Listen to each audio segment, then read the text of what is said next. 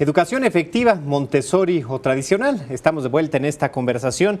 Le pregunto a Margot Galante, quien es directora de la Casa de Niños y del Taller de la Comunidad Montessori AC, ¿cuáles son las características del sistema Montessori que lo hacen distinto, que marcan una diferencia frente al método tradicional? Varias. La primera es que te vas a encontrar en un salón que tiene varias edades de niños en el mismo grupo. Vas a tener en preescolar niños de kinder 1, 2 y 3 en el mismo salón. En primaria vas a tener niños de primaria baja, primero, segundo y tercero en un salón, cuarto, quinto y sexto en otro salón. En el Montessori. Hay algunas escuelas Montessori, como la nuestra, que ha optado por 3 salones de taller, primero y segundo, tercero y cuarto, quinto y sexto. Pero combinas edades. Entonces, fomentas la no competencia con el otro, sino contigo mismo. Fomentas que siempre hay alguien que sabe más y a quien yo observo y me inspira para poder llegar a hacer eso, y alguien a quien yo ayudo porque sabe menos, porque es más pequeño, a quien tengo que desarrollar mi paciencia o mi tolerancia, porque por ser más pequeño lo hace más despacio y yo tengo que esperarlo. Cecilia, ¿qué difiere la educación tradicional de estos puntos? ¿En dónde dice no conciliamos, no encontramos entendimiento? No es que no encontremos entendimiento, sino simplemente es las edades, ¿no? Aquí está estructurado los chicos de primero, segundo, tercero, cuarto, quinto, sexto. Estamos en las edades que cronológicamente, que de acuerdo a su desarrollo, a sus necesidades, a sus intereses, inquietudes van de la mano.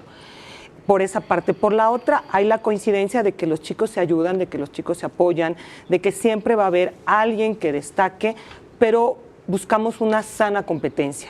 Si ese chico que brilló, que destacó, bueno, tratar de que sea así ejemplo, pero que ayude a jalar a los demás, que forme parte de los equipos de ayuda, de apoyo, y los que van siendo rezagados, justamente creamos equipos, proyectos de trabajo en donde jalen, ayuden a ese que de alguna manera está un poco más rezagado, ¿no? Y comentábamos hace ratito que nuestra particularidad, que tenemos niños con formas de aprendizajes distintos, eso a nosotros nos viene muy bien entre compañeros porque buscan, si aprendo de una manera totalmente diferente ahora con tantas situaciones particulares que hay en los niños, bueno, el conocer entre compañeros y para los maestros esas nuevas situaciones me permiten ayudarlos a jalar, ayudarlos a crear un ambiente social de inclusividad para todos, para el que llega y para el grupo que ya está, ¿no? Y hay que buscar la tolerancia. Cecilia, ¿cómo se ha tenido que adaptar la educación tradicional, la educación que hace quizás 5 o 10 años nosotros nos imaginábamos como esto, ¿no?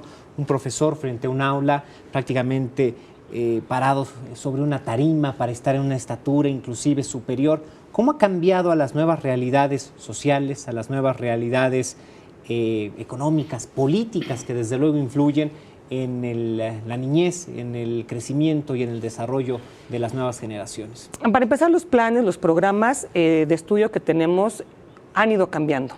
Precisamente han ido buscando esos avances. Puedo mencionar, por poner un ejemplo, en la parte de matemáticas, se trabaja ahora con libros que son desafíos matemáticos, en donde el niño no es tienes una respuesta, estás bien, está mal y no hay más. Simple y sencillamente se busca la ayuda entre pares, en donde vamos a llegar a la misma solución del problema, pero con métodos distintos, buscando precisamente en la parte social incluir diferentes formas de pensamiento. Políticamente, pues obviamente, todos estos planes y proyectos están haciendo que la educación avance en vías de un mejor crecimiento y un mejor desarrollo. Entonces, este es nada más un ejemplo, por ejemplo, en matemáticas, en donde cambia todo, ¿no? La estructura del maestro, como ya no es la figura de yo te enseño y lo que yo te digo, y no hay cambio, ¿no? Y hay una sola forma de resolución. Hay muchas. Entonces, el maestro busca conciliar entre todas esas formas y los compañeros de ayudarse y apoyarse y entender que hay formas de pensamiento y de resolución distintas. Y ante este entorno retador, Margot, ¿el sistema Montessori ha resultado óptimo o también ha tenido que adaptarse, también ha tenido que cambiar? Mira, el sistema Montessori en sus bases no ha cambiado. No ha cambiado y ha sido amigable con todo esto que sí ha cambiado políticamente. Lo que hemos hecho en las escuelas Montessori, sí estamos incorporadas, sí seguimos los lineamientos de CEP y sí podemos decir que CEP nos da el programa, nos dice el qué, pero SEP también te da una libertad de cátedra, ¿sí? De que tú planeas tus actividades de cómo vas a llegar a que los chicos aprendan eso. Entonces, Montessori se apoya mucho de sus materiales. El material que manejas en un salón Montessori es maravilloso. Apoya mucho a los niños a ir de lo concreto a lo simbólico, a lo abstracto, y de ir comprendiendo muy profundamente los conceptos y las cosas que van haciendo. Esa es la otra diferencia que vamos a encontrar también entre tradicional y Montessori, que en un salón Montessori hay muchísimos materiales, hay repisas que están al alcance de los niños y que los niños los toman y se apoyan de ellos para resolver, para investigar, para solucionar. ¿El sistema Montessori tiene algo que envidiarle a la educación tradicional? Sinceramente no. Y si algo, perdón, pero si algo creo que la educación tradicional podría envidiar a la educación Montessori, es que los niños en Montessori en general crecen con poco estrés. Crecen, eso sí, los liberamos de mucho estrés. No manejamos las calificaciones con los niños, cuando menos en primaria baja, las manejamos con los papás, sí, pero no abiertamente con los niños. Los niños no se ponen nerviosos si hay un examen, sienten que es un ejercicio más. No se tienen que preparar en especial para el examen. Y es triste que hay niños que llegan de otra escuela a veces con gastritis, con cuestiones que llegan porque tienen mucho estrés. Claro, no el niño que va excelente, pero no todos los niños son los de excelencia o los de cuadro de honor, ¿sí? Hay muchos niños que esa no es su realidad y que no la pasan bien, que tienen mucha angustia por cumplir lo que se espera de ellos en la escuela y que no es justo. Los niños deben de crecer sí con ganas de aprender, sí con hábitos de trabajo, sí con límites, sí con responsabilidades a su tamaño, pero sin estrés. Margot, Cecilia, desafortunadamente se nos comienza a agotar el tiempo, pero que hiciéramos una última reflexión. Creo que ha quedado claro desde el inicio de este programa, a partir de sus contribuciones, de que no hay un sistema quizás superior a otro, simplemente son sistemas que se adaptan a las realidades de los niños, de las familias. Cecilia, ¿para quién es el sistema tradicional? ¿Cómo debe uno de elegirlo y cómo debe de ser ese proceso? ¿Para quién es? Para todo el que se pueda adaptar. Repito, y sí quiero ser muy clara, no es un sistema tradicional en nuestro caso como tal. ¿Para quién es? Para todos los que les resulte, para todos los que quieran entrar en esta inclusividad en todos sentidos, desde la apertura del aprendizaje, la enseñanza, porque es proceso de enseñanza-aprendizaje, y la parte social.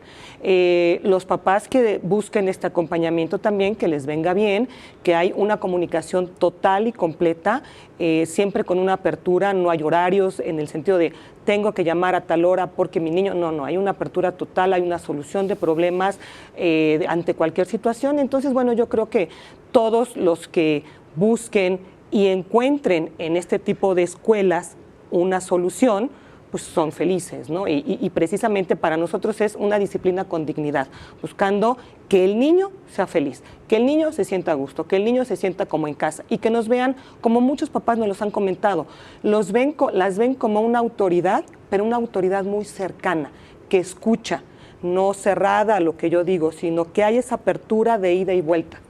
¿Por qué y para quién la educación Montessori, Margot? Para todas aquellas familias que estén interesadas en ser partícipes, involucrarse en la educación de sus hijos.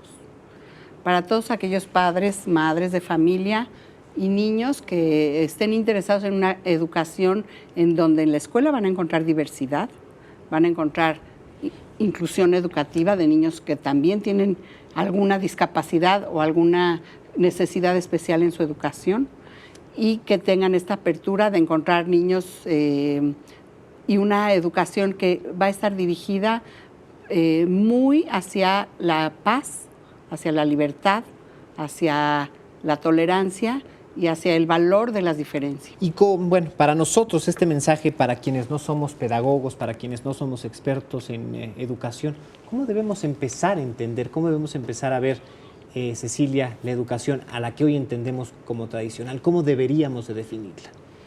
cómo debemos de empezar a ver es una educación de constante cambio, es una educación de participación, es una educación de inclusión.